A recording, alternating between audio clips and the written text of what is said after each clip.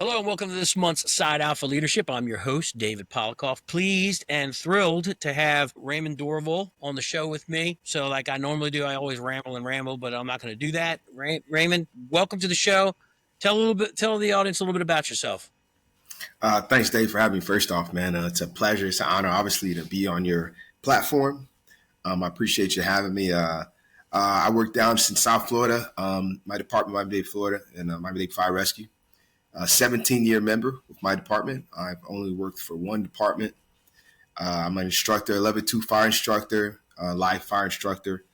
I have held certifications in technical rescue, and I love being a fireman, man. I got promoted about close to 3 years now, and actually 2 years. It's been a different step to be in the front seat, so the front right seat, and it's been different, but I love every moment of it. Cool. So before we go, we talked offline about what you've done, what you did, and then where you are now. Before we do that, I do want to talk a little bit about, and I know we didn't talk. I'm not going to try and spring the surprise on you or anything like that. But you got promoted 3.5 years ago. What was it like going from being a firefighter, riding in the back, to taking the test, getting on the list, passing the test, and next thing you know, you're in the right front seat. Now you're in charge, and probably in charge of people that used to be senior to you, and now you're in charge. So what was that transition like? What kind of training did you guys get to prepare you to be a lieutenant?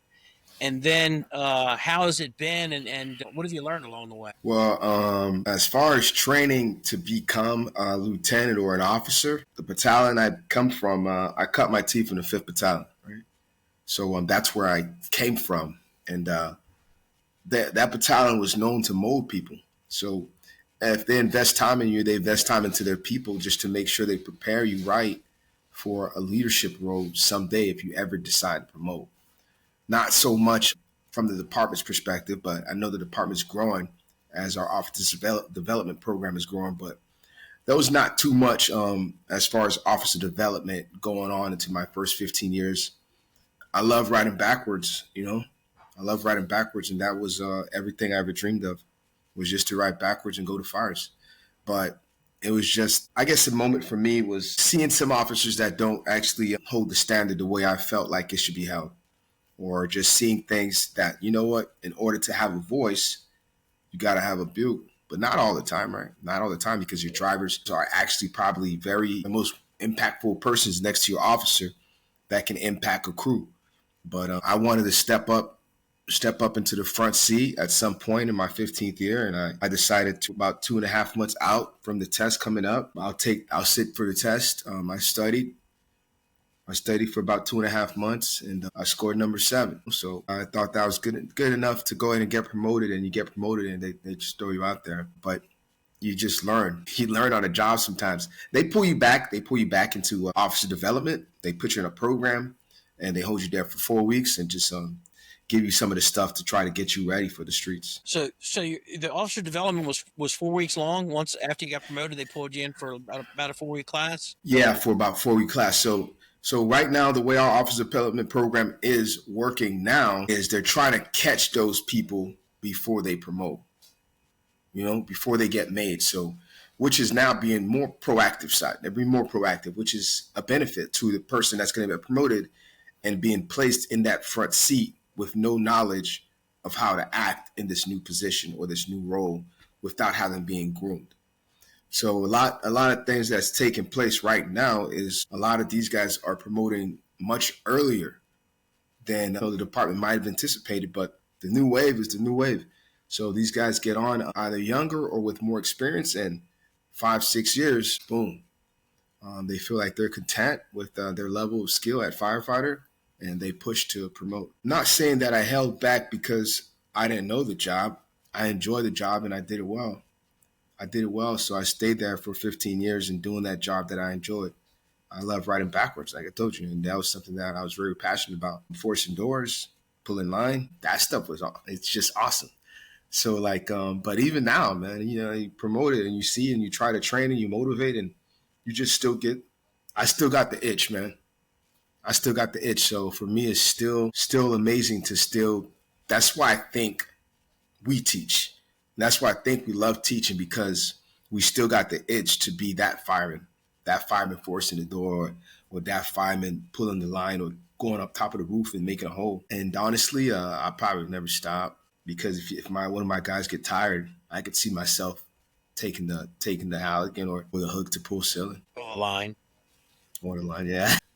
So you said a couple things which is important. First and foremost, you spent 15 years riding backwards. There's nothing wrong with that. I spent a lot of time in between promotions. I did 7 years as a firefighter, and then I took the test for a master firefighter, which is like technician, driver, second or backup officer. And I did that for about 4 years, even though I was eligible to promote a year after I got promoted to master. But I always felt like I want to sit in that position for a little bit to learn as I move forward, because I didn't want to felt like I was left out in the wind without having the skills to be in that particular position, you know? So I stuck around in those positions. I did, once I got, I sat in for the lieutenant's test, I got promoted. I stayed a lieutenant for almost 6 years before I promoted to captain. And I mean, I was eligible to promote in 2 years after being a lieutenant, but I just felt like there was so much on that position to learn.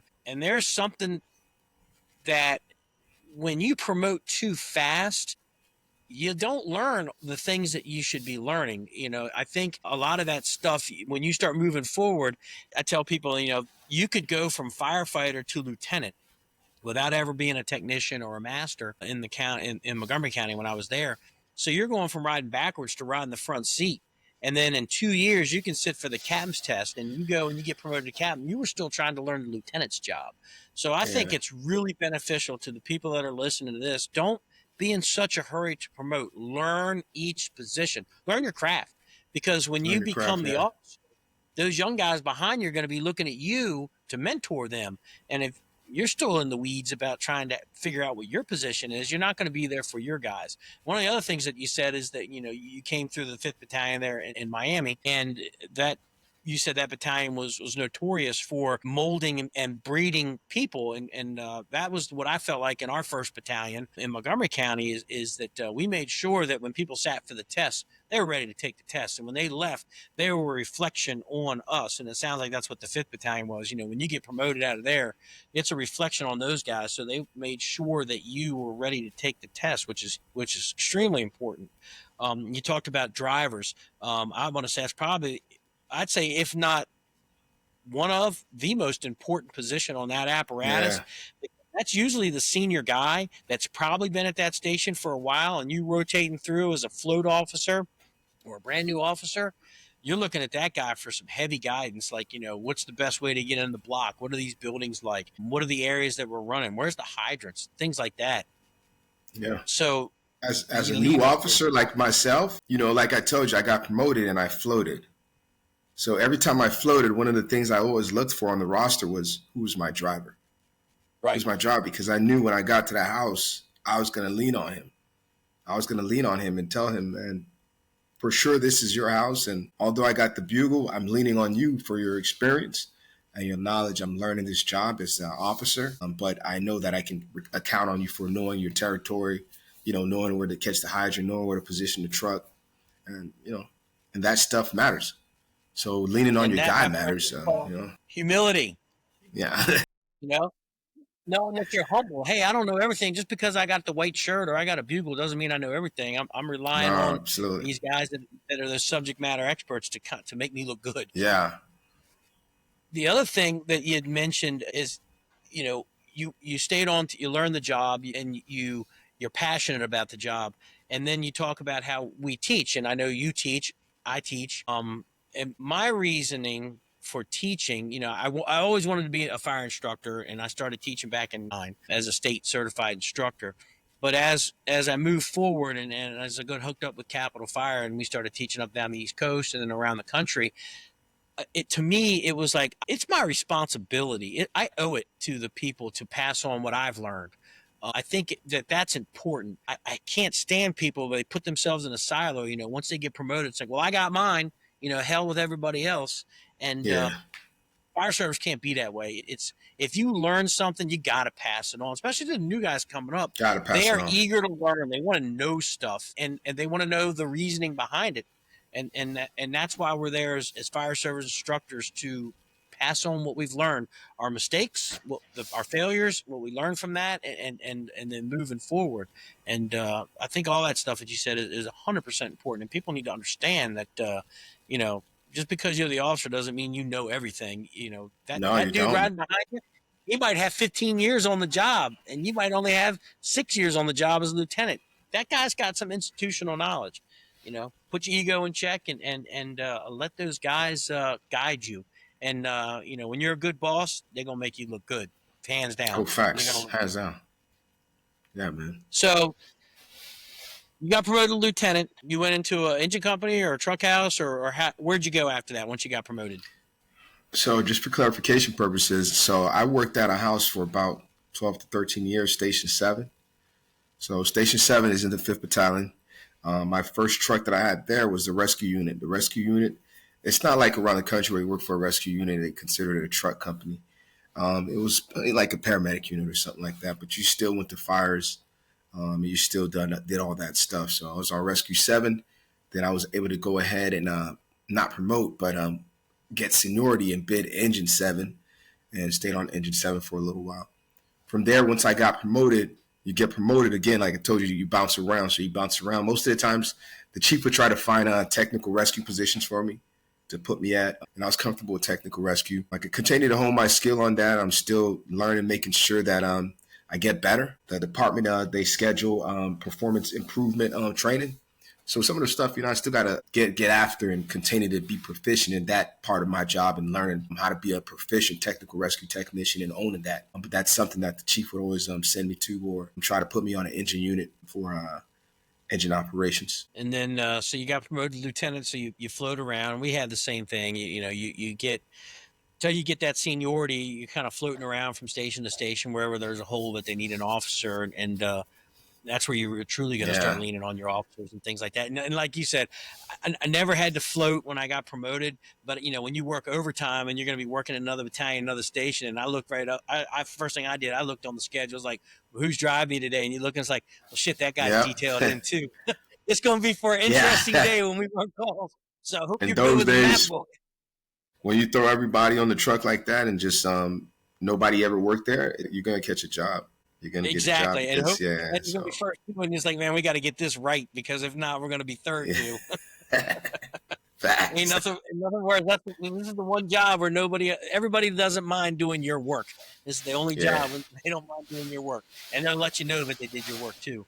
But I think, and I've talked to a lot of guys that float. They think once they got their spot, they felt that it made them a better officer, made them a little stronger because they needed to make sure that they could get in the map book real quick or get in the mobile data computer real quick, figure out how that thing worked, have little tricks and things like that. You know, being able to, you know, run a variety of different buildings, you know, whether it be high rises, garden apartments, single families, things like that. But I think that the guys, even though it sucks to live out of your car, I think you gain a lot of really good knowledge, and I want to say those guys are a little bit quicker, you know, doing things in the front seat, running a variety of calls because they're seeing the whole county or the whole city. Correct. And Yeah. you don't get phased, so when they finally throw you in a position, you're like, cool, man, I've done all this stuff, and you know, I feel pretty good, and you bring a lot to the team.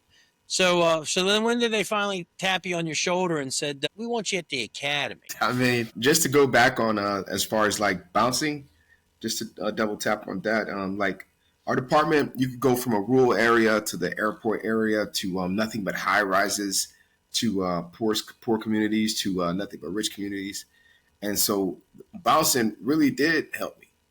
It did help me gain a perspective on all our citizens or the communities that we serve and how to operate, how to operate in that community and learning, how these guys were operating in a full Hispanic community or his community or a community dominated by nothing but upper class, that it might treat you different or, you got your poor communities that you might not see the best of things here, shooting, stabbings, and might not be good for your psyche. But some of those things that we do encounter, I mean, bouncing, it does raise your bar if you're ready to accept the challenge and get out your comfort zone. I was very comfortable at my firehouse, and I felt like promoting, going from being one place for such a long time to bouncing, and opened my view up. So it was very beneficial. Now, as far as being tapped to come back to training, what you got? Right.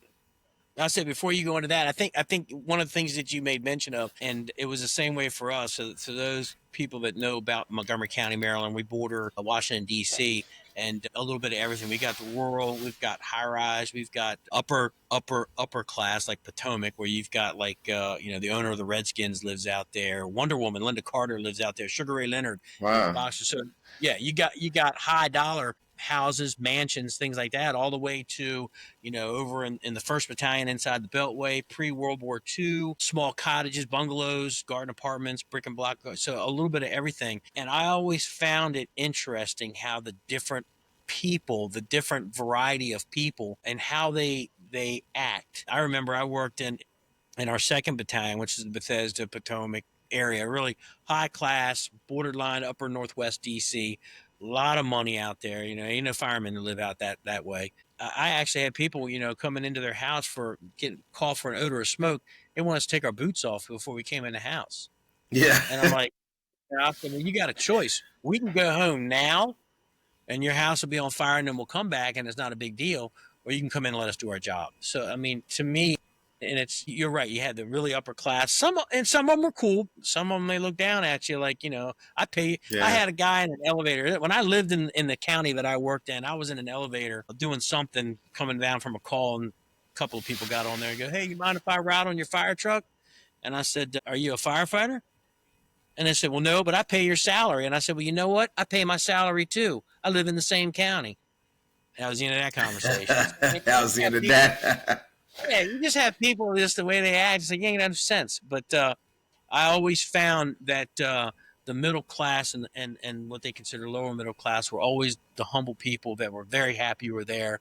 And those were my people. They were truly happy that they were there. They called 911 because there was a reason they were calling 911. But anyway, I think that one of the things you said is very valuable. Being able to bounce all around your jurisdiction, from all the way up to the rural area, all the way down to the very urban areas and everything in between.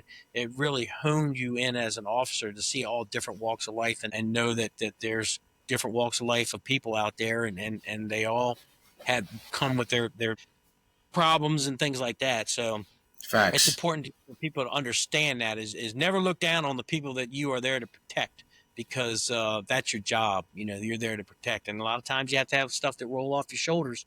Sometimes people don't. They're pissed off. They're mad. They're upset, and they're going to say things to you, and you can't take it personally. It's your job. Yeah. So Facts. Facts. anyway, so Yeah. Just after going that, back on the recruit training part. I mean, so one of our big instructors, probably one of the most impactful instructor, has to be in the history of Miami-Dade Fire Rescue, to truly change the program and cause just a full evolving of the program. Reggie McKnight went back to operations. He went to go serve in Opelika at Engine 54. He went back to operations, and he called me back up to go back to recruit training while he's gone, to go ahead and just hold down the fort for him, or just come bring me back to be the lead instructor in recruit training and just keep the standard going. So just to keep it going, and his what he envisioned the program to continue to do, to continue to grow the program and advance the program, and not just for recruit training, but for recruit training to our probationary development. So we actually get them after they graduate recruit training, they go there. And then, just like I was speaking to you as well, officer development. So all that stuff, they're all recruits in some form. You become a new officer, you're still a probationary officer, you're still a probationary firefighter from recruit. So, but yeah, going back to recruit training was a big deal. I wanted to make sure that what we gave the program in my time there, I don't know how many classes I'm in so far, probably from going and coming back, probably like 14 classes, 15 classes I've taught or been a part of, and just, giving my time. And it truly is a real dedication when you go to recruit training, because you go on a 40-hour work week opposed to being on for 24 and having to be off for 48. You're there in gear all the time. Yeah, and you're new. Well, you right. Yeah, no doubt. And it tends to get a little warm down there in Southern Florida from what I've heard. So, you guys are constantly in your turnout gear. Obviously, you're going to fight, you're going to train like you would fight. Your first stint at the training academy, how did that go? And then when did, how much time was in between? Because you went back. You started at the training academy, then you left and you came back. Is that correct? Yeah, yeah. I think I came back and left about 3 times or something. Uh, Um, I my think it's first like I time said on my there, yeah. what are Like, some of the roadblocks that you had when you got into the training academy? Once you started working on training on recruits, what are some of the things that you found that was like kind of eye opening and that you knew you had your work cut out for you, or when you come in, is this was pretty smooth? as far as the me showing up like the first time teaching. Yeah, So I came in. By the time I came in, I thought I was a pretty good fireman.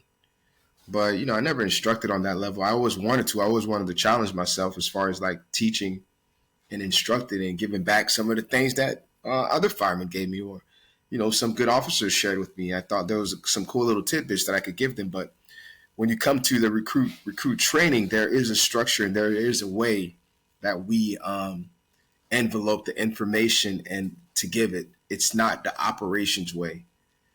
It's a different way. Operations is only there to grow the recruit. We're there to get them to a level. Operations is there to go ahead and advance the recruit, but we're just there to get them to an operational readiness so operations can handle the rest. So learning that was a big thing for me because I'm like, oh, okay, like this is the way we do it, but this is the way.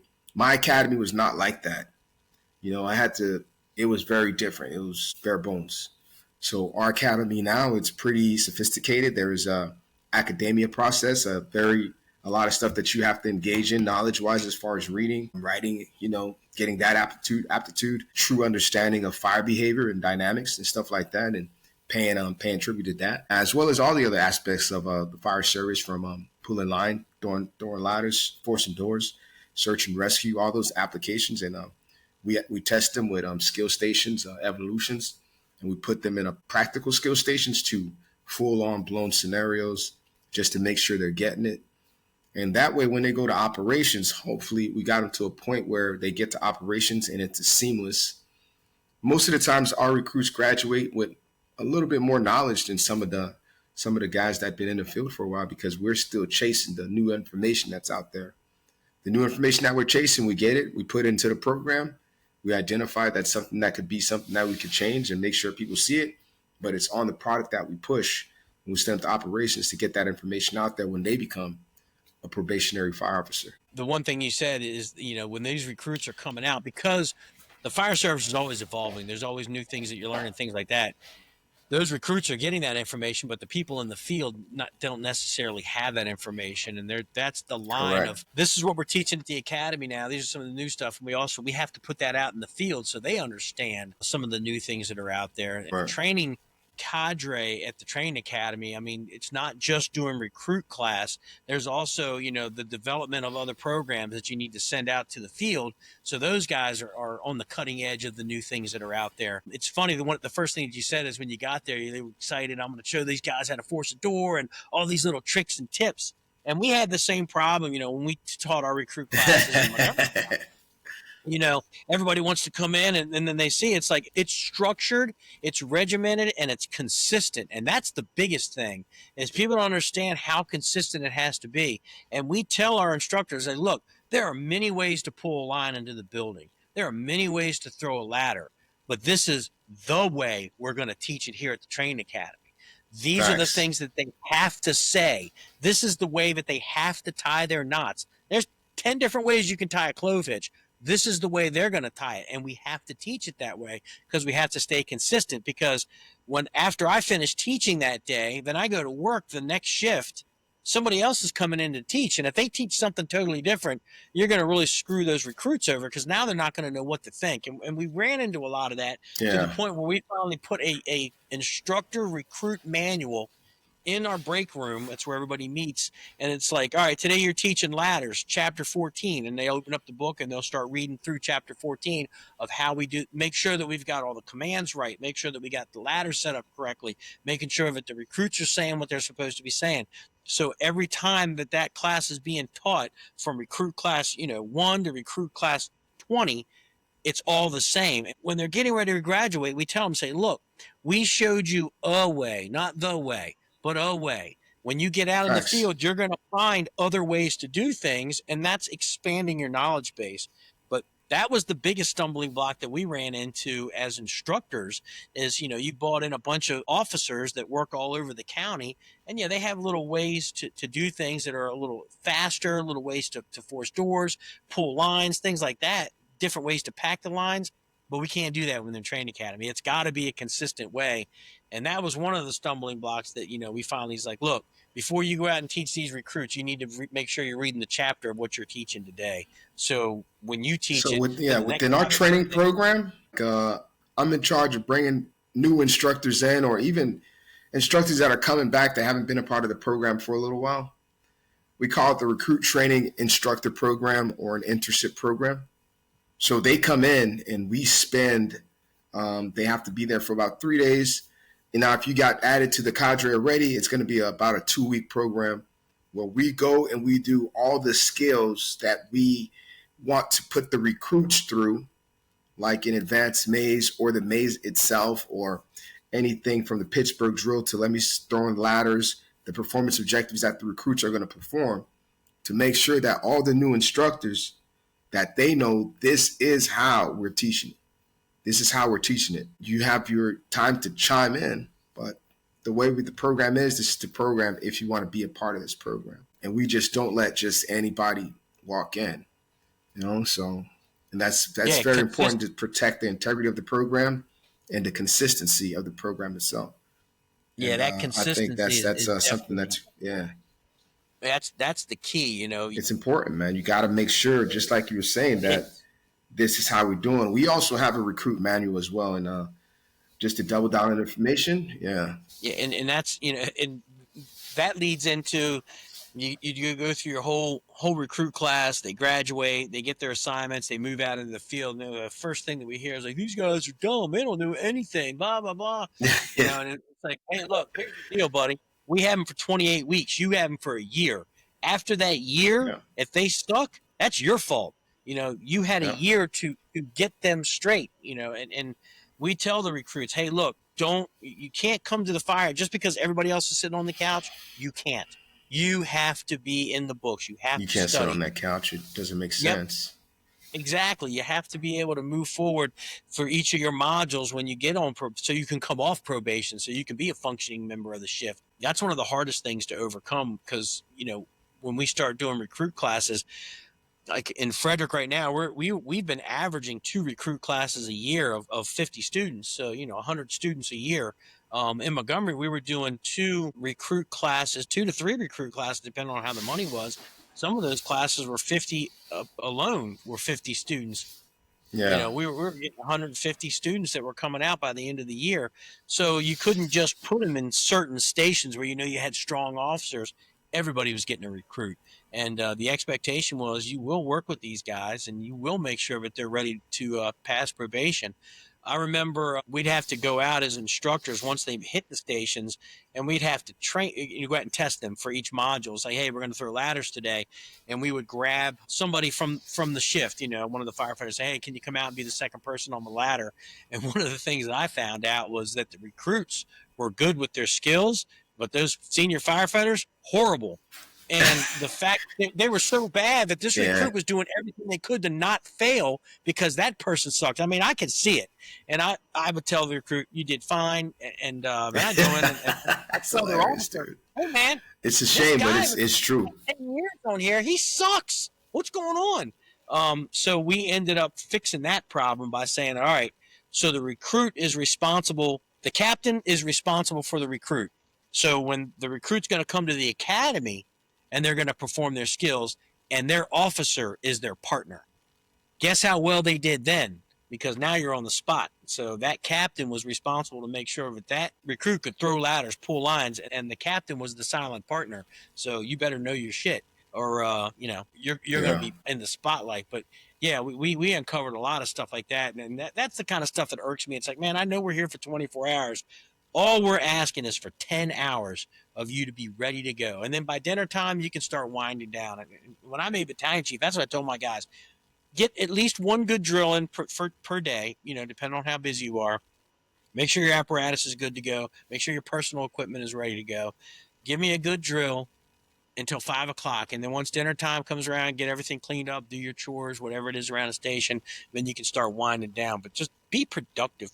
You're here for Be 24 hours. productive. Yeah. 10 of those hours you're probably going to sleep, especially if you're in the slower stations. Give me a good solid 10 hours, from 7 in the morning to 5. I'm not asking for much. That was the one good thing about our battalion is those guys. They had companies that were right on top of each other. It was a real urban area. So if you sneezed, you went from first due to third due, There and it they would let is. you do. So to me, that's important, and I think that transitions into that. You're putting out the best product that you can out of that academy, and you really are relying on those guys in the station to mentor these new people, to make sure that when they come off probation, because they might not be at that station, they might go get another assignment somewhere else once they come off probation, and they've had that comfort of being with one shift for a year, and now they're moving on to another one. They need to make sure that they know their shit. I think that sometimes we fail our people when it comes to making sure that they're ready to go. I mean, are you finding that kind of stuff? I mean, it can't be just isolated. I know the fire service is the fire service; it's the same everywhere. Oh yeah, the fire service is the same everywhere, man. And some people, I mean, you learn them. So you see some of these recruits, or even junior firemen, you learn them right away. Like they shy away from, being the first one to be called out to, let me see you perform this skill or a continuation of performance. So they try to get promoted quickly so they can be in a leadership or supervisory role, so they don't have to be placed on the spot. Now they can point and tell their firemen to go in and do the skill. That's crazy. You're shying away or you're getting promoted for the wrong reasons. And or you're trying to become a driver just to avoid certain things. But nobody told you that just because you got promoted that you don't throw ladders anymore, or you became a driver doesn't mean you don't stretch the line that nobody could stretch right now. Those are some of the things that you still see everywhere. It's not just relegated to some area that's up north or out east or something. It's everywhere. It's a shame because you're right. They're getting promoted for the wrong reasons. It's like, I don't want to be on the backstep anymore because, deep down inside, they know they ain't good at their skills. You can fix that by training, by practicing instead of hiding. And then they get promoted to lieutenant and then they're a shitty lieutenant, and if they continue to move through the ranks, they're never going to be good at anything. And, the cool thing about that is that most firemen can see through that and they know right Oh away yeah, he ain't yeah, no good. But and that's where pride has to come in. You got to be not pride like sinful pride, but more pride of be proud of the job that you do, the job that you have, and then be good at it. Be the best that you can facts. at it. And I think that kind of radiates out to the other people. It's like, hey man, that he's squared away, and he gonna make me look bad, so I need to get squared away too. And that's a really good officer. And you'll see people that want to flock to the good officers because they want to eventually get promoted, and that person's going to make a good mentor. Yeah, man. But so you did 15 years as a firefighter. Who was your mentor? To kind of push you to say, hey, it's time to move up to the next level. I have several mentors as far as me feeling like I'm prepared, or I still didn't feel prepared. Like you never feel ready to become the next step of your whatever it is, but it's almost just like it's time to get out my comfort zone. It's time, and people push you towards that right path. There's a lot of people that I look up to that may not know that they've impacted my career. But those are just people I just identified, and I looked at how their body of work is and what they've done in their careers. You have like in my department, Kevin Eltai or a Captain Bill Gustin, two totally different captains in the realm of holding the house down, but they both brought different perspectives to being a leader in a firehouse and also on a fire scene. So some of those things I was attracted to. I was attracted to the violence of people forcing doors, and how violent they were. Like a Chris Bryan, who was a driver at Station 7, probably one of the best doormen next to him was Juan Carlos. Those guys, they were just reckless, and they were so passionate about forcing doors, and they did it so well and so proficient. And those guys, they were firemen, they were senior firemen. They drove me to want to be better. There's a lot of guys I can mention, but not even going off of a tangent. Of one female firefighter, Michelle Alvarado, she's just, her passion for this job, it just makes you more passionate. And she's like 22 years on, and it just shows, it exudes confidence, and that overconfidence is just amazing because it also comes with humility. And that stuff gave me comfort in trusting that I could promote and I could probably be a difference maker too. But I have to make sure that what I see there, I have to emulate what all those people emulate, those people that I look up to. That's one of the things you said is that the people that you found as a mentor, they may not even know that they were a mentor. I think it's important that you tell them. Obviously, we lost Bill.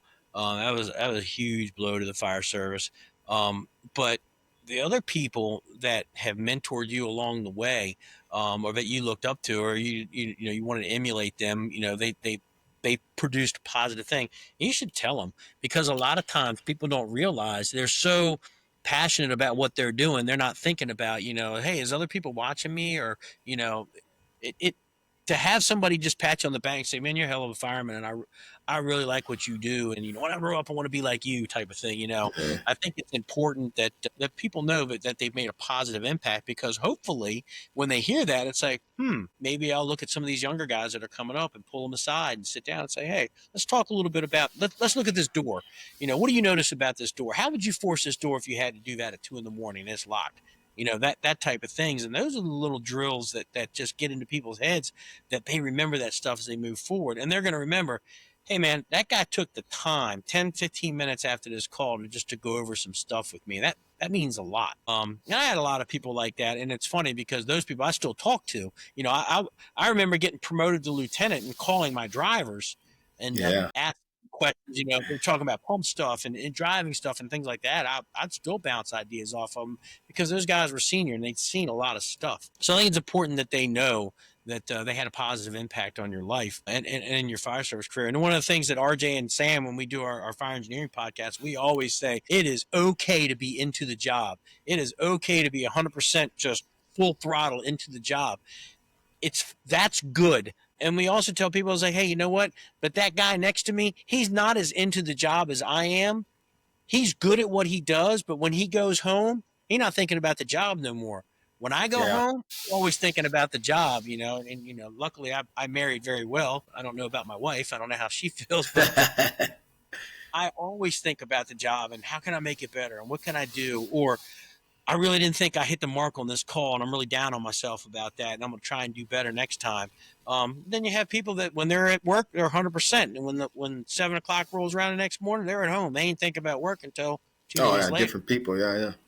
But it's okay to be into the job. It's okay to really want to just learn as much as you can about the job. And that's why, we teach. That's why, we go beyond our jurisdiction to teach. We go to FDIC and we teach.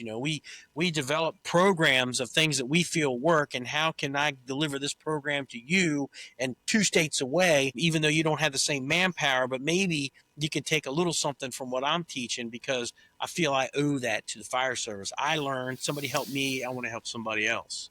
Facts. I love that, man. But I think that stuff's important. So coming down, about 15 minutes left, but I want to talk a little bit about what you're looking at in the future. And I do want to talk, because it is June. We talked about this. Actually, I was on my way home from work when you and I were talking on the phone. It is June, and it is Men's Mental Health Month. I want people to need to understand that. You could throw whatever you think about June, but bottom line is it's Men's Mental Health Month, and we'll talk a little bit about mental health in the fire service. But where do you see yourself moving forward? Are you looking at captain, maybe moving into a command role, battalion chief? No, none of that stuff, man. Yeah, I think, yeah. I'm never going to be a chief, and here we are. Well, yeah, I think I love my role right now, as far as being a lieutenant, and I'm really learning this job, and I'm happy about that. But by the time it's time for me to promote, I'll be going on year 19, and it placed myself at a different predicament because now I would be limited to again. I would be seniority challenge again. So going to the captain, I'll be seniority challenge again, and I'll be back at the bottom. Not that something like that should prevent somebody from promoting. It's just I always wanted to just be an engine boss, to be an engine boss. And in order to do that in my department, you have to build up your seniority in order to go ahead and bid an engine truck that you want to build on. So that's one of my goals is to become an engine boss. And I have to do that. That one's for me. So that one's for me, and I'm gonna be selfish a little bit and make sure I get to one of the goals that I've always wanted to be. So as far as like past that, man, I've been really having a hard time writing this book that I've been working on for a little while, but this February I started diving back into it. I'm about 6 chapters in. I need to find somebody to write my forward, and I needed to just you know go deep into it. And even speaking about mental health, there's a portion in the book that really dives into that spotlight of mental health in the fire service and the things that we carry with us as it relates to what we bring home or what we don't let off. Some things we absorb and we don't let it out, and some things we bring it home and we just let it eat us up. We let it eat us up through either a release. We think our release is either drugs or a beverage or something like that. But there's a lot of things, man. I mean, this was a pretty tough year for our department. We lost a giant in the fire service, and we also lost a captain and a retiree that took their lives. So I mean, another captain, Captain Acosta, and a retiree. So, but I've had situations. You run into some of your guys. When you go take a piss at the urinal, it has that little picture. It says, if you see one of your guys doing this, or he seems different, or whatever, man. For some reason, every time I'm at the urinal, I read it word for word. I read it word for word, and I was like, I always look and think about that. Like, I've had instances where I've been able to speak to some people that I feel good about, and I feel like I helped them. I've always felt like I've had the ability to do something like that. Not putting myself on no level, not like that, but I do feel like I love talking to people. I love talking to people and seeing where I can help them at. Where can I help them out, or where can I take you to somebody can help you? But I just think that we lack communication outside of our realm because we feel like no one else can understand the conversations that firemen have. But it shouldn't just be firemen trying to talk firemen off the ledge. It should, it comes up, it makes sense to us, but sometimes you do need to reach out and find somebody else to, or make your relationship with the Lord a little stronger. Yeah, I couldn't agree with you more, and I know it's one of those conversations, when you talk about it, even like when we're talking about right now, it's like it brings the whole thing down. But I think it's so super important because men will suffer in silence and they will try to hide it and try to remain stoic. And I'm fortunate. I married. My wife's a nurse. She's a hospice nurse, so she deals with a lot of stuff too. So the dark humor in our house is freaking phenomenal. I don't know how my kids are going to turn out. They have a pretty good sense of humor, but we bounce a lot of stuff off of each other. But one of the things that you said, which is so important, is that being a boss, you really have to look at your people, and it just being a lieutenant or a captain doesn't mean you get to put the bugles on, maybe a white shirt, and you get to blow the siren and all that. That's like 5%. The rest of it is you're a psychologist. You're an untrained psychologist, and you really have to know your people. And if something in the back of your mind, and I know you and I talked about this earlier, if it's just like, man, John doesn't seem himself today, something's going on. If you feel that in the back of your mind, I beg you, as an officer, pull him into the office and talk to him. Even if it's like, oh man, I'm just tired, I'm sorry, and it's all bullshit, or maybe you're seeing things. I would much rather know those guys know that I'm watching them and I care about them than to Yeah. just say like, that's probably just me overreacting, and then that dude does something foolish, on his days off. You have to really talk to your people as the officer, whether you want to look at yourself as a father figure or you're the leader of that place.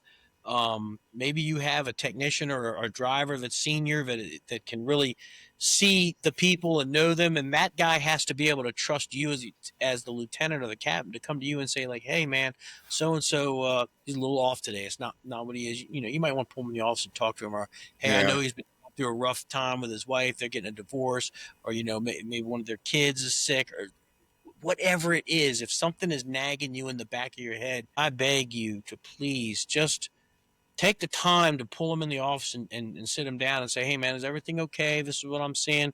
And you'd be surprised, that if they trust you, they'll kind of leak little things out to probe. The biggest thing you can do is listen, and then be able to, if it's obviously something you can't handle, like you said, know where to send them to get help, to Hmm. help them. Even if it means on your day off, you're picking up the phone and you're calling one of your guys, saying, "Hey, man, how's it going? How's everything doing?" Or, I've done that before. I've seen stuff. My friends put some stuff, people that I work with, on Facebook, and I read that and I was like, "Man, that's kind of whack."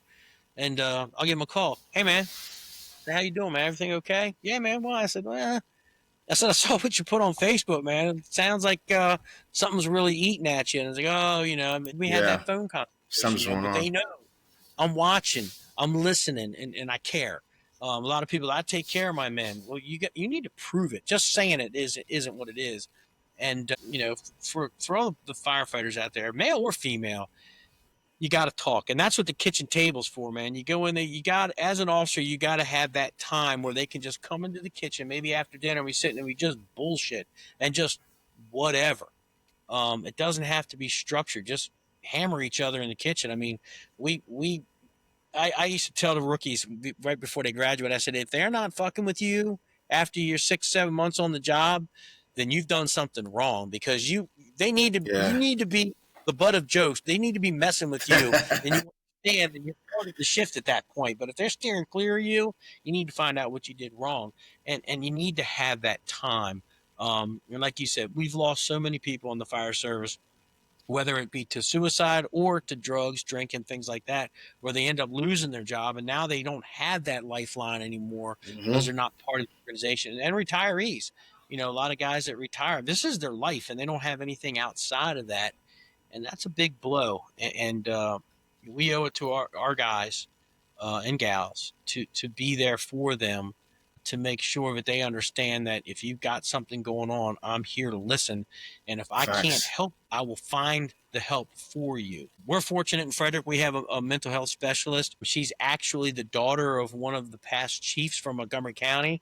She's married to a captain in Montgomery County, even though she works for Frederick. So she knows, to say she knows the fire service is an understatement. So she knows where we're coming from, and those are the kind of people you need that understand us, understand public service and the things that we see. Because, like you said earlier, we see some stuff that really kind of hammers us, and it's like some of that stuff sticks with you. And I just had a conversation with her yesterday. We were talking outside my office, and I'm like, everything affects people differently. I've Yeah. seen a lot of whack shit in 35 years. But I never really dwelled on it. It's sad and things like that, but it didn't eat at me. But some people, they just, that one call, and they can't get it out of their head. Next thing you know, they're drinking. They're not coming to work. They're trying to figure out a way to self medicate, and it don't work. Now I tell you, I got one call that I could never forget. Never. Whatever I do, and I see his face all the time. He was a little boy. I think he was like 4, and he was in a pool, and his grandma had gone away for a second, and he drowned. He was so beautiful, man. He was so beautiful. We got him out the water, and we just worked him. And I always just think about that call. If there was ever a call, man, like, and we worked that kid. And I always go back to, I never take calls with me. I try to leave them where they are. But I just remember how lifeless his body was. And that, it ruined my mind. But, we get back to the station, and our guys, we didn't even want to leave the hospital. Just seeing his pale little face, and I seen photos, and I'm just like, man, this kid's gone. This kid's gone, and we can't do nothing about it. You say all the right things, like it was his time, or God needed him, and those are just like things, you know what I mean?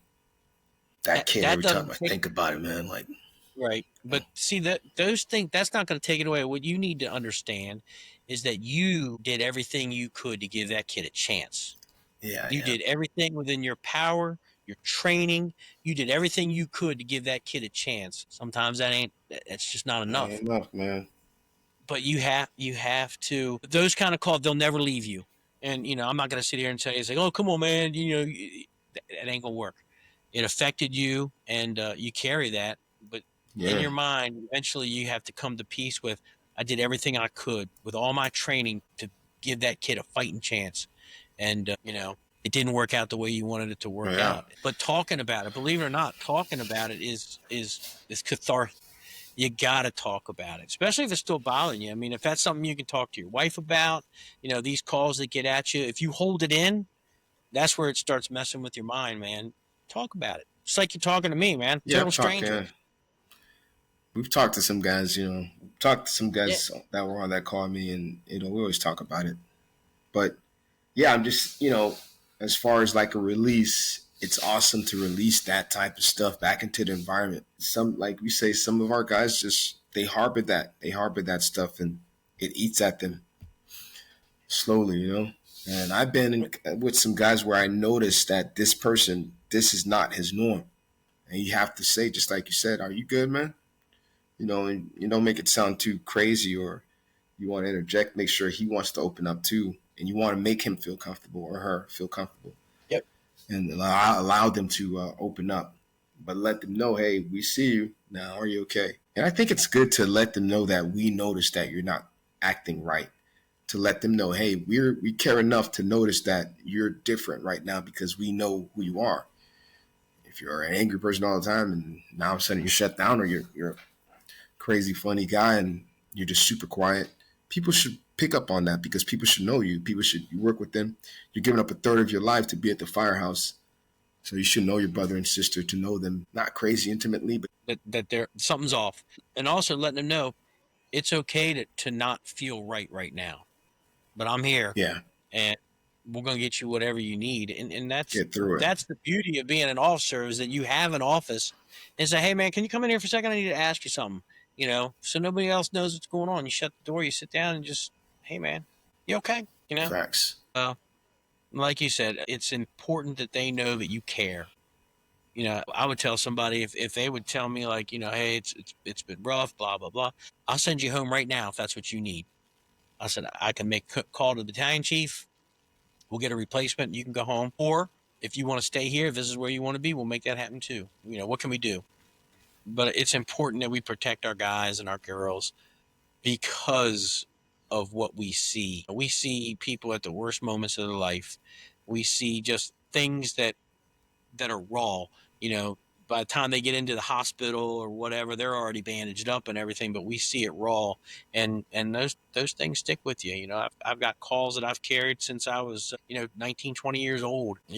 I've come at peace with it. It's like I did everything that I could, and I know I did the right thing, and it just didn't work out how it should have worked out, and you're sad about it, but you find a way to move forward and say, I got to make myself that much more better. So the next time something happens, I got more skills. Facts. Uh, and yeah, a lot of people, they don't want to talk about this, but like I said, it's Men's Mental Health Month, and I've said it 1,000 times. We as men, we hide stuff. We don't want to burden other people with things that we're thinking about. You come home, your wife, she's had a bad day, you've had a bad day, but you don't want to compound her bad day with your bad day. So you hold that stuff in, you let her talk. But deep inside, if she's truly your partner, she wants to hear about your bad day too, because you need to get that out. But us as men, we're always trying to Facts. protect and fix shit. We're always trying to fix something, and sometimes we need to fix ourselves, and Yep. that's important. Now, you talked a little bit about your book, so we're going to end this thing on a little bit of an upbeat, man. So you talking a little bit about what's it about, and then when we're offline, I've got good people that I know that can help write a forward for you. That Yeah, I got some that are people too. respected. I know some people that have done this kind of stuff before. But what's your book about? Because that's pretty interesting. We're in the Uh, process of writing a book ourselves, me and two other guys. It should be done here in the next few months. But I'm curious, what you writing? I'm extremely excited about this project. I've had the vision of writing this book for a while, but this book, pretty much, I know you know that I go around and I speak around the country, and I speak to people, and my main speech is inspiration isn't enough. So And that pretty much is a discipline piece. So the way I've chosen to break this book down is to go and select certain phases of your life to turn your inspiration from to motivation to ultimately acquire a sense of discipline to do the things that you want to. So within the book itself, it gives you some tactical strategies to go ahead and attack it in a certain way. Also, some crazy inspiring stories about myself, my upbringing, and what I've experienced in my own life to get me to a level, to a point where my mindset was different from growing up, from living in my car to becoming a fireman to doing day labor, all that stuff, from my son saving my life, everything. So it was always something like that. Give me a second here, my plug came out. That book it has given me, since I'm so into it right now, like I'm so super excited about it. And it's not that it's even new. It's just that all of a sudden, about 4 months ago, in the middle of the night, a lot of thoughts came at about like 2 a.m. Get up, go to my computer, and I start just writing. For a while, I had like writer's block, and I was just writing and writing, and just remember reading the book to how to write your book. It just said just write. And now that I see it being structuralized, and everything seems to be coming together, and I'm really excited about this, man. I'm really hoping that people can get something out of it from the strategies I give, from the stories that I tell. Some deep stories, some very uplifting stories, some funny stories. All in all, to get to my main goal was the fire service. Well, now I want a copy. Yeah, I'm actually excited, man. I really hope when it does become something that's a physical thing that you can touch, that's tactical, that everybody's excited as I am to release this project, man. Are you gonna self produce it and get it made and do it that Yeah, way? yeah, yes, Good, sir. then it'll be ready by FDIC next year, right? I hope so, man. I All don't right, know. man. I'm going to give everything I know I you're can gonna to be this there. project, man. Yeah, I'm going I to know be you're there. gonna be there. So I just found out today. RJ said we're gonna have a booth at FDIC next year. Believe it or not. So Okay, yeah. hopefully I'll be back to teach, but we'll have a booth. So we'll be set up. But yeah, man, bring your book. I I want a put in signed for a copy. booth. I'll see how that goes. I mean, I haven't received an email yet, but I've been busy anyways. I'll check. But well, yeah, man, that's good stuff. I guess it's funny because I wrote a couple of articles for fire engineering, and then Frank Ritchie's like, "All right, man, you got to write a book now." I'm like, "Dude, a book is like 90,000 words. I don't know 90,000 words of shit." So opportunity came up of Frank and Dave McGlenn. They asked me to help them write this book, so the three of us are writing a book. I said, "Well, maybe I could do that." We break the 13 chapters up into thirds, then yeah, maybe I can do that. So that's actually been kind of cool. It's It like you is. said, it's like what am I going to write about, and then you just get some bullet points, and you're like, well, if I write a couple of paragraphs about this bullet point, a couple of paragraphs about that bullet point, by the time you've got your 10 bullet points, well, you've got 20 some odd paragraphs. You got a chapter. It's Yeah, like and it's neat to see it come together. So yeah, I'm yeah, excited man. now. Now I'm excited to see what you got, man, because I want a signed I'm excited. copy. I'm excited, man. I'm excited, man, and I'm excited for you. Excited for us. Excited for the fire service to get to enjoy some of our stories and some of our information that we're going to give to hopefully leave our legacy, man. Right. So before we wrap up, tell everybody a little bit about what you got going. I know it's the way of the nozzle. So tell everybody a little bit about your business and what you're doing and where they can find you. I know you're on Instagram, but all the other things, and throw it out there. Shameless plugs, make it happen. All right, you can hit me up at The Way to Nozzle on Instagram. You can find me there at The Way to Nozzle, or on Facebook, same thing, at The Way to Nozzle. There might be an underscore in there, but if you put The Way to Nozzle, you'll find it. The Way to Nozzle is just an engine operations class. On there, you'll find some of my motivational videos, some of the small talks I have, or a lot of things that I share that's related to the fire service. Some stuff I share might not be related to fire service, just motivation. You can find me on YouTube, where Beyond Motivation. It's just one of my YouTube pages. You'll find me there.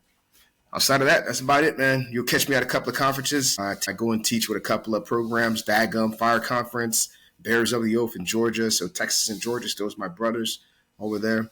And I teach with those guys whenever guys from North Florida hit me up. The great Nate over there hit me up to train with them. I go and train up in Apopka.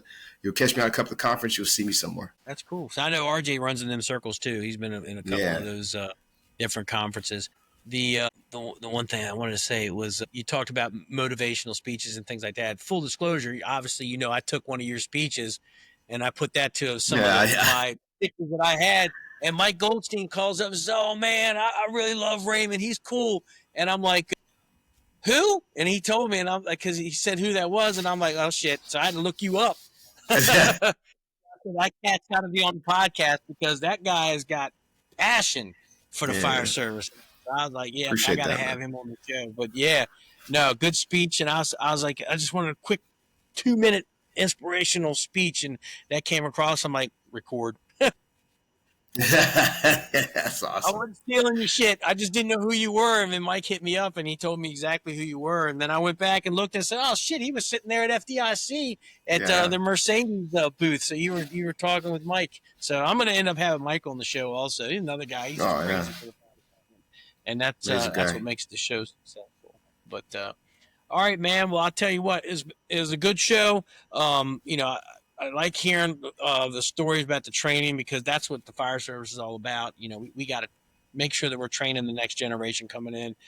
We got to leave that fire service better than it was when we got in because that's our job. If we're into the job as much as we say we're into the job, then we need to make sure when we finally walk out the door, we're leaving it in good hands. And that's why I like having people like you on the show that truly are passionate about the job and making sure that the next generation is going to be squared away. So, Facts. Raymond, I appreciate you being on the show. And any parting words before we roll out? No, I appreciate you having me. Thank you again, man. I appreciate that. Appreciate the platform. Absolutely. So go check them out on Instagram, The Way of the Nozzle. You can find them on all the platforms, and you'll be hearing them on this. So again, man, thanks for being on the show. Be safe. Take it easy.